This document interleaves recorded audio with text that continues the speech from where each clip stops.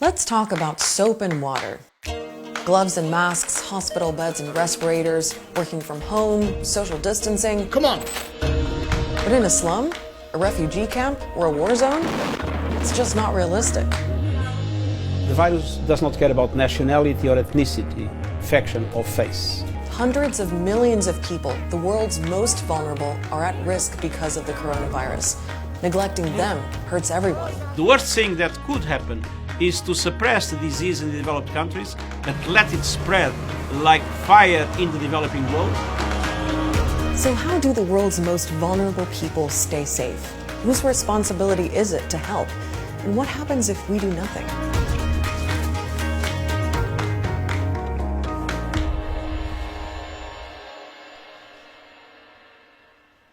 This pandemic is tough. We're losing people we love. Millions are out of work. Most of us are still under lockdown. We're all adjusting. But in some parts of the world, the coronavirus will make an already hard life unimaginably harder. Last year, the United Nations predicted that in 2020, more than 168 million people would need humanitarian assistance, and that was before COVID-19. They live in a war zone, they have fled one, they have survived a natural disaster, they don't have homes, they live in severe poverty. These people will now have to deal with a new threat to their lives. Look at Yemen. People there have already endured 5 years of fighting. The UN says it's the world's worst humanitarian crisis.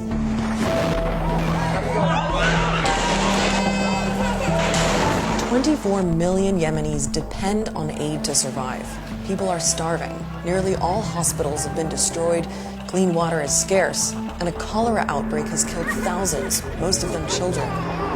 And then there is a military blockade led by Saudi Arabia that prevents supplies from getting in. With coronavirus in the picture, doctors have no idea how they'll cope.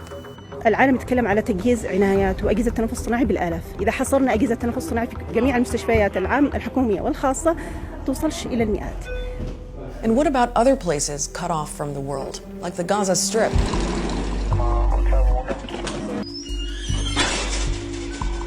Some thought the blockade of Palestinian land might protect it from COVID-19.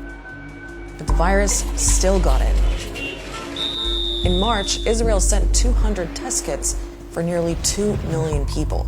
And then there are all the people who've had to leave their homes because of conflict, disasters, or to find a job.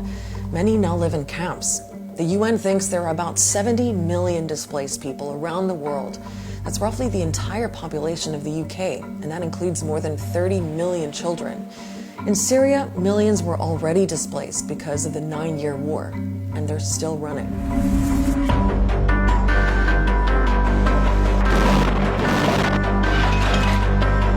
Fighting in the province of Idlib over the last 6 months alone has forced 1 million people to leave everything behind. A population so traumatized by violence, now terrified of a virus. Health officials are warning that about 100,000 people could die in northwest Syria. We don't have one empty ventilator ready to receive corona patients. The lack of resources is a huge problem for displaced people everywhere. And when it comes to fighting disease, the other problem is a complete lack of space. Try applying social distancing in the world's biggest refugee camp. Close to 1 million Rohingya refugees live here. They escaped a military crackdown in Myanmar. They've escaped persecution, they've escaped violence, and now they have this invisible threat around them, unlike any that they've seen before. The unsanitary and cramped conditions there have already led to outbreaks of diphtheria and measles. The same could happen with COVID-19. We've seen how this virus has spread on cruise ships, even in luxury situations. Imagine how fast that disease will spread in a camp where people are pushed together. The International Rescue Committee did the numbers. On the Diamond Princess, which was quarantined in Japan, 712 people got infected with the coronavirus. That's out of 3,700 passengers and crew.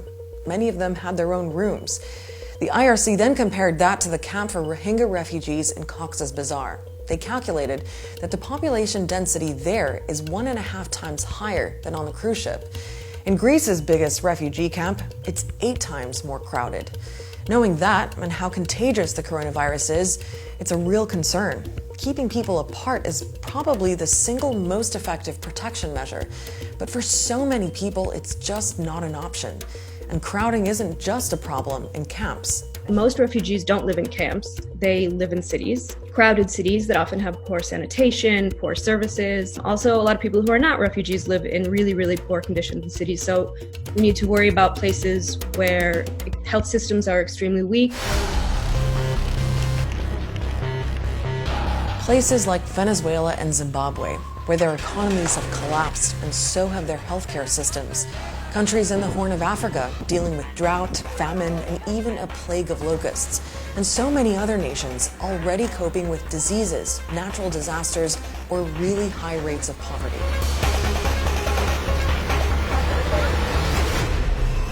So what do we do? One UN body says developing countries need a crisis package worth $2.5 trillion. The UN's also launched an appeal for a $2 billion global humanitarian response.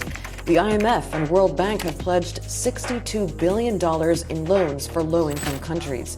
And there's growing pressure on the G20, the world's richest nations, to relieve debt owed by poor nations and to share some of their wealth. What is needed is a large-scale, coordinated and comprehensive multilateral response amounting to at least 10% of global GDP. 10% of global GDP is a staggering amount of money. You're looking at least $8 trillion to save lives and protect economies from collapsing. And to put that in context, it's roughly the size of Germany and Japan's economies combined. But the experts say that to fight epidemics, a properly funded global response works.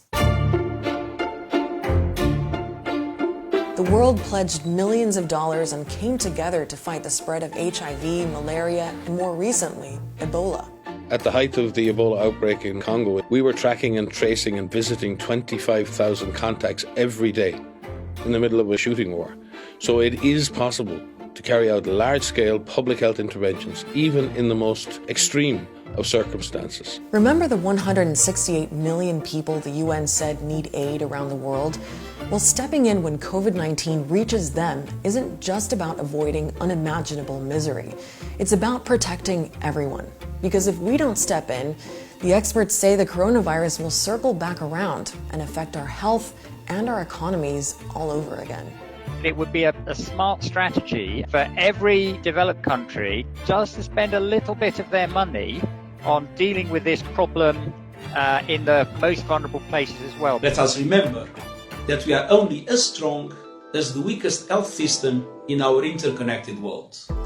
The point they're making is, it's a pandemic, it's global, so we have to fight it together. We don't know when we'll be back on the Start Here set, but not to worry. We're still going to be bringing you more episodes any way we can. In the meantime, our website aljazeera.com has all the latest on the coronavirus pandemic. I'll see you next week.